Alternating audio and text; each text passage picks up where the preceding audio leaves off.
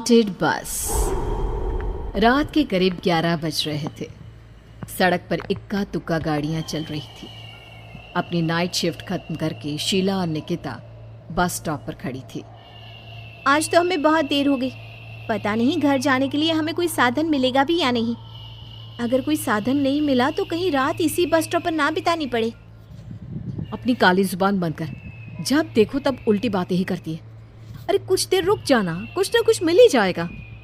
लेकिन काफी देर तक इंतजार करने के बाद भी उन्हें कोई बस नहीं मिलती। धीरे धीरे समय के साथ साथ सड़क पर चलने वाली गाड़ियों का दिखना भी बंद हो जाता है। अरे ये देख, अब तो सड़क पर एक भी गाड़ी नहीं दिख रही। दूर दूर तक गाड़ी और किसी इंसान का नामो निशान नहीं है। एक काम करते हैं, वापस अपने ऑफिस चलते हैं। हम दोनों आज रात वहीं गुजार लेंगे। देख, तुझे अच्छी तरह पता है 10 बजे के बाद चौकीदार ऑफिस के मेन गेट पर ताला लगाकर अपने घर चला जाता है। ऑफिस जाने का कोई फायदा नहीं है। इस सुनसान सड़क को देख मुझे बहुत घबराहट हो रही है। एक काम करना, उसी चौकीदार के घर चलते हैं। वो भी तो परिवार वाला है। हम बेफिक्र होकर आज रात उसके घर पर रुक सकते हैं। अरे पागल, चौकीदार 10 बाई 10 की खोली में रहता है। उसके 4 बच्चे हैं। भला वो हमें अपने घर में कौन सी जगह देगा। अब तू ना ये बेकार की बातें बंद कर और चुपचाप खड़ी रह।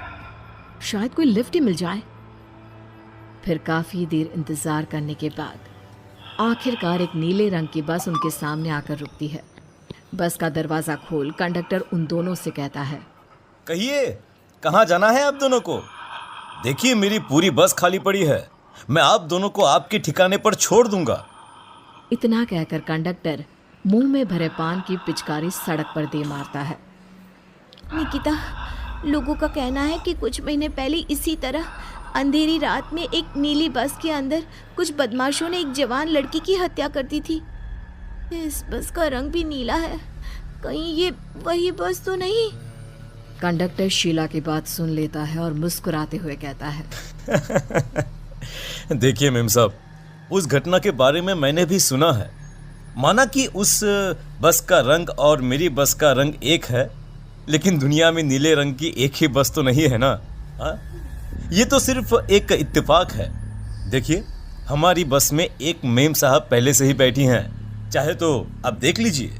निकिता गर्दन उठाकर देखती है तो बस के पीछे वाले हिस्से में एक लड़की कंबल ओढ़े बैठी हुई थी। सही तो बोल रहे हैं भैया, बस में पहले से एक लड़की बैठी है। चल अब हम भी बैठ जाते हैं, वैसे भी बहुत देर हो गई है। अरे ठहर जाना निकिता, मुझे डर लग रहा है।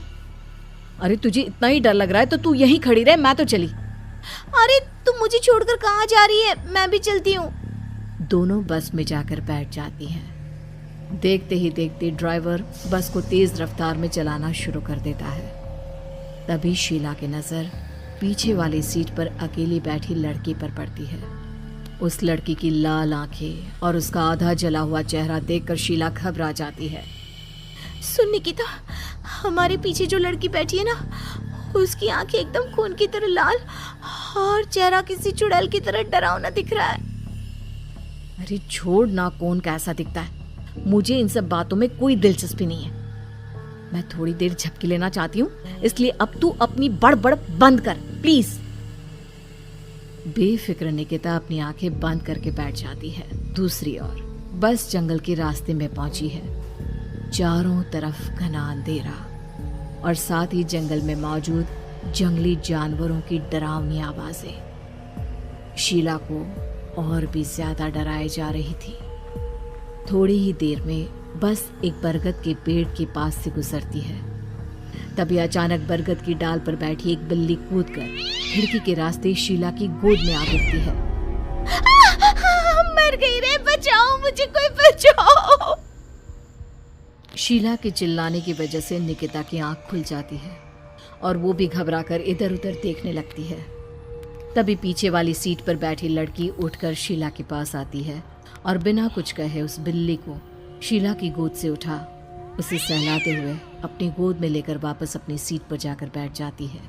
अरे शीला, तू तो बहुत ही डरपोक है। जरा जरा सी बात पर उछल पड़ती है।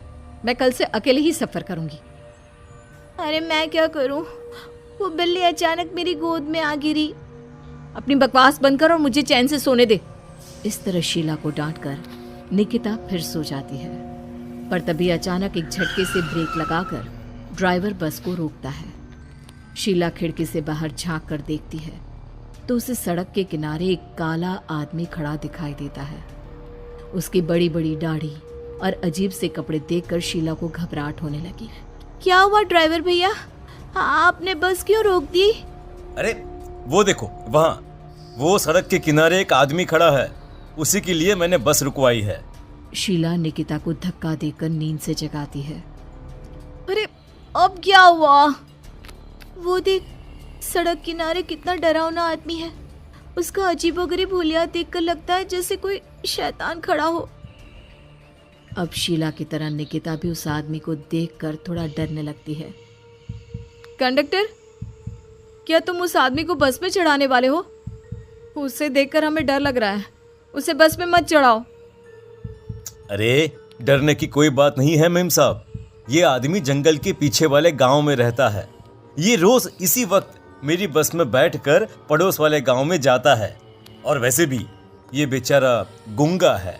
अगर आप लोगों को डर लगता है तो मैं इसे ड्राइवर के बगल में बिठा देता हूँ। ओह अच्छा, ठीक है।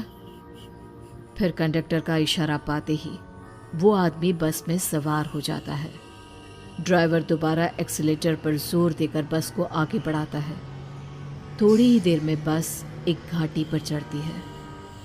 बस के एक तरफ गहरी और डरावनी खाई थी, पर ड्राइवर को इस बात से कोई फर्क पड़ता नजर नहीं आ रहा था। वो लगातार बस की रफ्तार बढ़ाकर बस चलता जा रहा था।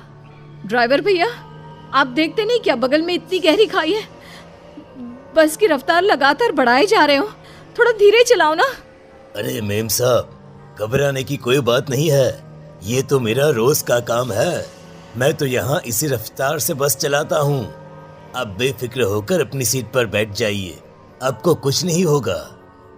ड्राइवर के कहने पर निकिता शांति से बैठ जाती है। कुछ दूर चलने पर अचानक ड्राइवर बस को सड़क के किनारे रोक देता है। शीला एक बार फिर खिड़की के बाहर झांक कर देखती है, लेकिन इस बार उसे कहीं कोई दिखाई नहीं देता। अरे अब क्या हुआ? तुमने बस क्यों रोक दी? यहाँ तो दूर दूर तक कोई भी नहीं दिखाई दे रहा। ड्राइवर उसकी बात का कोई जवाब नहीं देता, पर कंडक्टर बोल पड़ता है।